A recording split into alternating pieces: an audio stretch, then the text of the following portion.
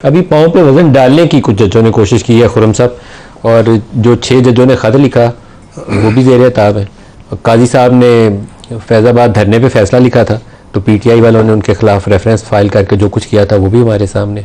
अभी भी कोई हिम्मत करेगा तो उसके साथ यही होगा, मेरा नहीं ख्याल है इससे मुख्तलिफ होगा। वजन डाल के पाँव में जज खड़ा रह सकेंगे? अभी जो कुछ हो रहा है हमें नज़र आ रहा है क्या हो रहा है। और साहब लेकिन आज का सच कल के सच से अलहदा करके समझा नहीं जा सकता ना। अब कल का सच ये था कि आज जो 2 आदमी मौजूद हैं सुप्रीम कोर्ट के सीनियर जजेस हैं, उनमें से एक ने अपने इख्तलाफी नोट में लिखा था कि ये एक इंपीरियल जुडिशरी है, ये साम्राज्य सुप्रीम कोर्ट है। जैसे सत्तर साहब अभी बैठे। हाँ बैठे। और उन्होंने जैसे सत्तर मेरा ने लिखा था, अब आपने नाम खोल दिया, उन्होंने कहा था ये इंसाफ की कबा पहने सियासतदान है, these are politicians in robes. अब वो क्या, इन 6 जजों के खत लिखने से वो इंपीरियल सुप्रीम कोर्ट हवा में तहलील हो गया, या वो जो पॉलिटिशियंस इन रोब्स थे वो अब नहीं रहे। तो लिहाजा जो अदलिया की खुद मुख्तारी है, अब क्या खुद मुख्तारी का तयन इस पर होगा कि बजाय ये कि वो अवाम के लूटे हुए 70 अरब रुपए वापस करवाने की काविश में कानून को सपोर्ट करते, उन्होंने खुद मुख्तारी का इयादा करते हुए उस मुजरिम को ही जमानत दे दी।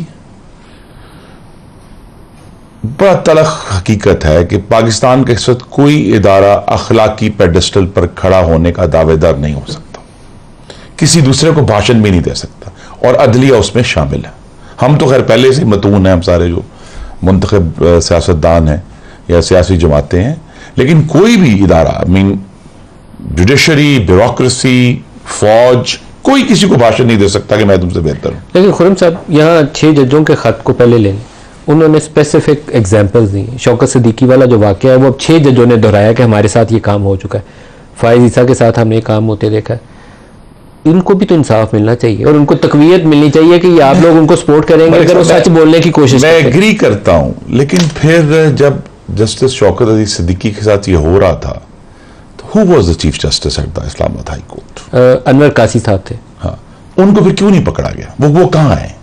या वो लोग जिन्होंने अब ये वो बानी चेयरमैन साहब जो हैं, जिन्होंने काजी फैज़ पर रेफरेंस किया था पूरा, जिनके दस्तखत हैं उस रेफरेंस के ऊपर, उन्हें क्यों नहीं पकड़ा गया? या शौकत अजीज सिद्दीकी को डिसमिस करने वाले जुडिशल कमीशन के जो मेंबरान थे जिन्होंने वो नाइंसाफी की, उनका कहाँ एहतसाब है? लेकिन जी 1947 से लेकर आज तक तो जस्टिस मुनीर से लेकर आप सारे जजों को फाइन नहीं लगा सकते, लेकिन किसी दिन तो लकीर डाल दें कि आज से हमने ये काम बेहतर तरीके से करना है। यही तो बात है कि अगर तो जज साहिबान जो कि बड़े फाजिल हैं, लेकिन अब अगर वो अचानक ये समझते हैं, मैं सिर्फ ये कह रहा हूं कि वो एक खत लिख कर अदलिया की स्याह तारीख के ऊपर सफेदी हो जाएगी, तो ये नहीं होगा। अदलिया की एक स्याह तारीख है, उसको एडजस्ट करना है। और मैं फिर कहूंगा जुडिशल इंडिपेंडेंस, मुझे ज्यादा खुशी होगी, मतलब मिसिंग पर्सन केस का अपने हवाला दिया, यस उसमें आनी चाहिए, और जो ह्यूमन राइट्स के केसेस उसमें आनी चाहिए।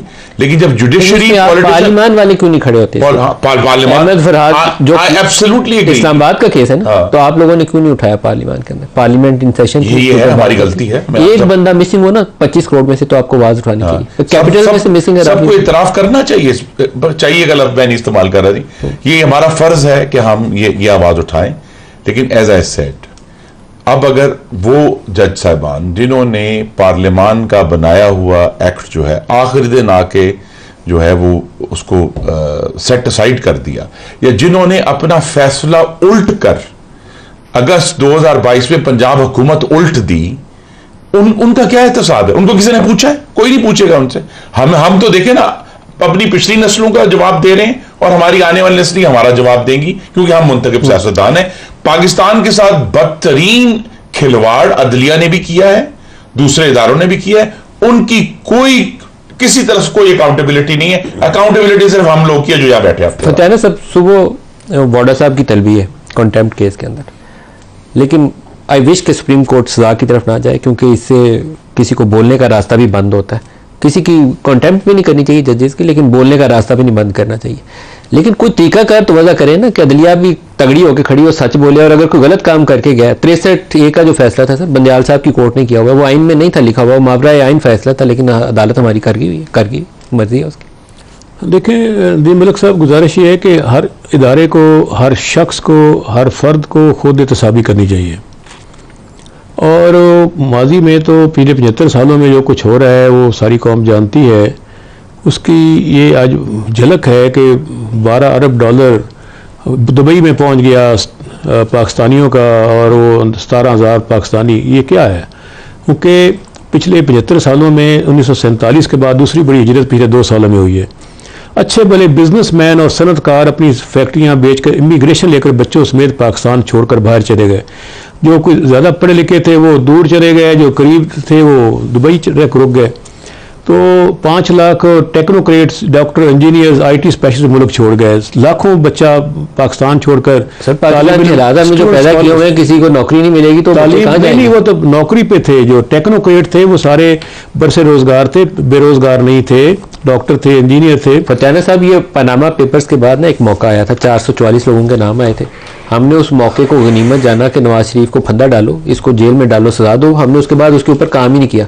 उस जमाने में सुप्रीम कोर्ट इतनी लंबे लंबे नंबर बताती थी, 15 अरब डॉलर की यहाँ से 10 अरब डॉलर की मनी लॉन्ड्रिंग होगी, उसके बाद किसी को याद नहीं आया। नदीम भाई, असल इशू ये है कि मिसट्रस्ट जो है ना पाकिस्तान के अंदर, अगर आप लोगों को इंसाफ नहीं देंगे, जानो माल की, या कोई कच्चे के डाकू हैं, कोई पक्के के डाकू हैं, कोई शख्स महफूज कहाँ है, कितने लोग कत्ल हो रहे हैं कराची में, सिंध में, पंजाब में, और ना कोई कातिल मिलता है, ना कोई दहशतगर्द मिलता है, ना यहाँ पे किडनैपिंग हो रही है, अगवा बराए तवान, और जो रेप के वाक़यात हो रहे हैं, एक लंबी सीरीज़ है बदअमनी की, नाइंसाफ़ी की, जुल्म की। तो मेरा ख्याल है कि वक्त आ गया है कि इस पर कौम कार फर्द अपना रोल अदा करे, तमाम इदारे अपना रोल अदा करें। क्योंकि 12 अरब डॉलर जो बाहर गया है, इसका मतलब ये है कि पाकिस्तान में जब तक लोगों को इंसाफ नहीं मिलेगा, लोग क्यों मुल्क में रहेंगे? बददिली से लोग बाहर जाते हैं। तो पाकिस्तान की बका के लिए ज़रूरी है कि यहाँ पर अदालतें लोगों को बिला तफरीक इंसाफ फराहम करें।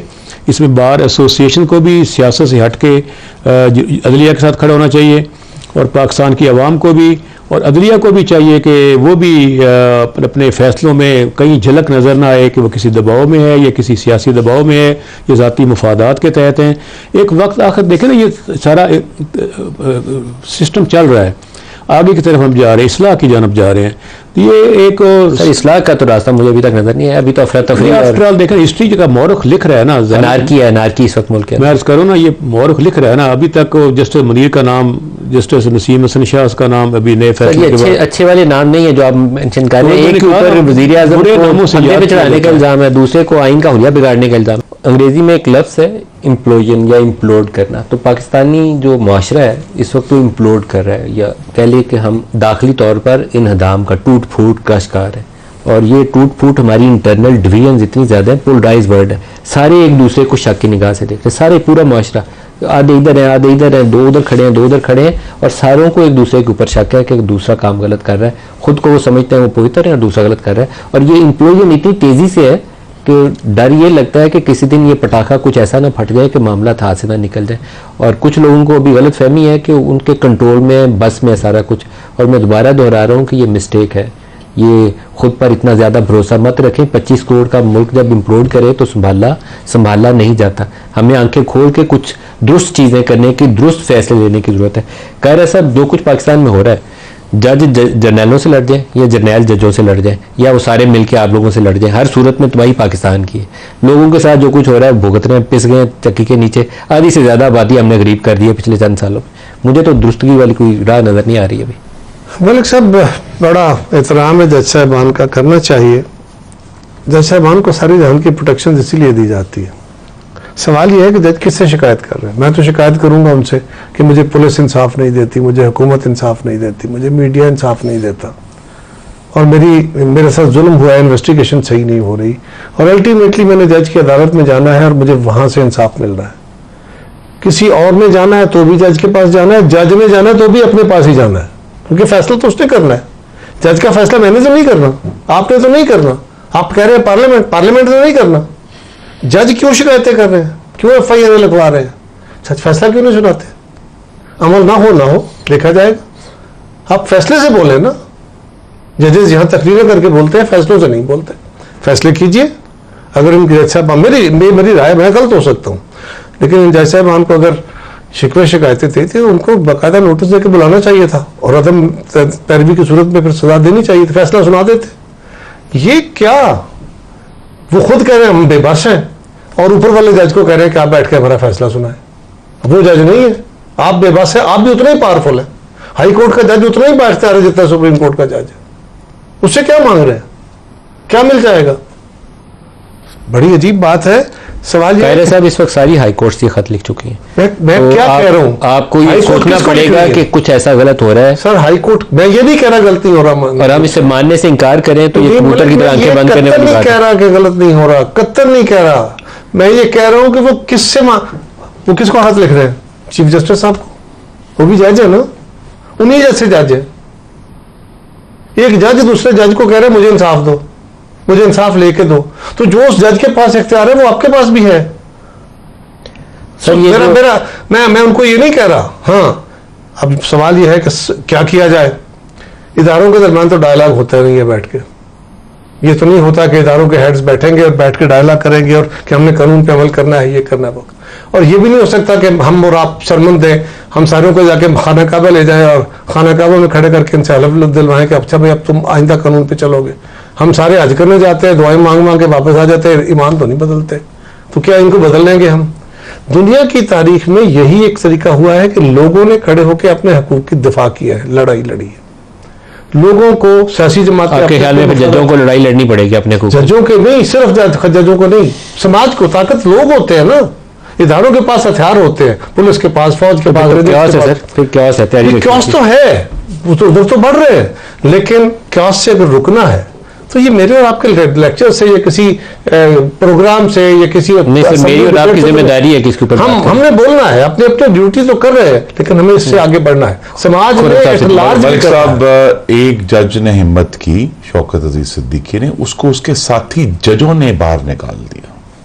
मैंने बाहर निकाला, पार्लियामान के फैसले से वो क्या था या इंतजामिया के फैसले से क्या था? उसको अपने उसके जजों, वो वाहिद शख्स जिसने नेम एंड शेम किया कि उसने कहा कि ये बंदा आया मेरे घर पर आया, उसने मुझे ये बात की, ये शख्स जिम्मेदार था, उसको उसके साथी जज। अभी भी 6 जजों ने यही काम किया। हाँ ठीक है, मुख्तलिफ काम नहीं किया। हाँ। और मेरा ख्याल है कि उनका अंजाम कार कोशिश हो रही है कि उसी तरह का हो जैसे शौकत अजीज सिद्दीकी का था। मेरी इस्तदाई, आपकी हुकूमत भी उसमें शामिल है। मेरी इस्तदाई ये है कि फिर अगर ये भारी पत्थर उठाना है खुद मुख्तारी का, फिर इन 6 जजों में से किसी एक या दो को अपनी अदालत में ये केस खुद चलाना होगा। ये नहीं हो सकता कि आप खतबाजी से आजादियां कभी नहीं ली गई। खतों से होगा नहीं, सिर्फ आपने रजिस्टर किया मामला, अब तो फैसला करना पड़ेगा। या तो फिर ये 2 तरीके हैं, या तो फिर शौकत अली सिद्दीकी की तरह सुप्रीम कोर्ट के सामने पिटिशनर बन जाए। उन्होंने पूरा केस लड़ा है, ये नहीं है वो जुडिशल कमीशन के सामने, सुप्रीम कोर्ट के सामने केस लड़ के काजी निकाले जाने के खिलाफ लड़ा। काजी फाइज ईसा ने अपने रेफरेंस के खिलाफ उन्हें खुद खड़ा होना पड़ गया अपने साथी जजों के सामने, आंखों में आंखें डालकर कहा कि आप ये गलत करने लगे। तो अब सिर्फ खत लिखने से तो काम नहीं होगा ना। और यही मैं कहूंगा कि अगर अखलाकी पेडेस्टल की सीढ़ियां चढ़नी है तो फिर इस तरह ये नहीं हो सकता कि फिर आपको खतरा कोई मोल ना सर पाकिस्तान में पता चाहिए, हाँ, डॉक्टर शाहिद मसूद को हथकड़ियां लगा के तो कई महीने जमानत नहीं थी मिल रही। इसी इस्लामाबाद हाई कोर्ट से, मैं उस केस में कौन कौन जज था उनका नाम नहीं लेता।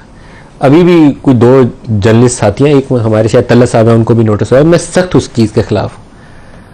आप जुबान बंदी की कोशिश कर रहे हैं, आपको इंसाफ की कोशिश करनी चाहिए, जुबान बंदी की कोशिश नहीं करनी चाहिए। और जजों को जहाँ हक सच में पूरा आप लोगों को साथ देना चाहिए। यस, तो अब कोई अगर केस चलाएगा तो सब खड़े होंगे साथ। नहीं, आप नहीं खड़े होंगे। हाँ, क्यों नहीं खड़े होंगे? आप लोग फैसिलिटेट करेंगे। ये पाकिस्तान में ट्रेडिशन रही है कि जो इक़्तिदार में बैठा होता है, इमरान खान ने काजी फायज़ ईसा के ऊपर रेफरेंस फाइल किया था, अब वो 6 जजों की आवाज़ उठा रहा है। ये सूट करता है उसको, उन जजों की अब आवाज़ उठाना। आप लोगों को अब सूट करता है काजी फायज़ ईसा का साथ देना। यही प्रॉब्लम है पाकिस्तान में, हम कभी दुरुस्त काम करना चाहते ही नहीं है। नहीं, देखिए ना, मैं यही तो कहता हूं, दुरुस्तगी हमारी तो 1000 तरीकों से होती है, जेलों से भी होती है, केसों से भी होती है। नहीं, जेलों में आपको विक्टिमाइज किया जाता है, आपकी इस्लाह के लिए जेल में नहीं डाला जाता। हमारे कारोबार और घरों की तबाही के जरिए होती है, ये आपको पनिश किया जाता है। ठीक है।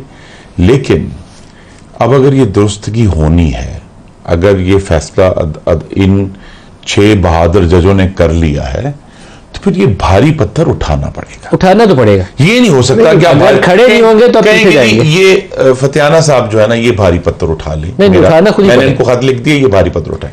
तो लिहाजा ये अगर आगे बढ़ना है, और दूसरा एक चीज जो इस पूरे डायलॉग में मिसिंग होती है, अदलिया को अपनी, चाहे वो खुद मुख्तारी हम सबको अजीज है उनकी, लेकिन पार्लियामान की, हम चले उसको सुप्रेमेसी नहीं कहते, लेकिन उसकी जो प्रीपोंडरेंस है अदलिया के बारे में कानून साजी की, उन्हें एक्सेप्ट करना पड़ेगा।